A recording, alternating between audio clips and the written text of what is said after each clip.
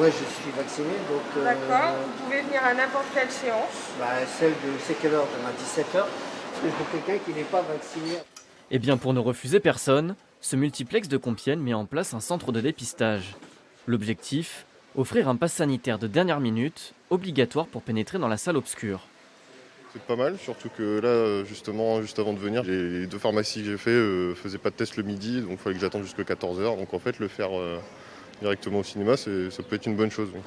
Une opération gratuite proposée par ce pharmacien. Très important, surtout après autant de restrictions. Il est bon de revenir dans les salles de cinéma et pour ça, il faut assurer un maximum de sécurité. L'autre solution pour les spectateurs, venir aux séances du matin. Elles sont limitées à 49 personnes. Le pass sanitaire n'est donc pas obligatoire. On a choisi cette séance parce que du coup moi je suis en cours de vaccination et forcément la deuxième dose plus le pass on l'aura que fin août. Donc pour pas priver les enfants, on vient du coup à la séance de 13h. Des adaptations qui ne permettent pas d'assurer à ce cinéma de rester rentable. Depuis l'instauration du pass sanitaire, le Majestic n'accueille plus que 500 visiteurs par jour, une fréquentation en baisse de 72%.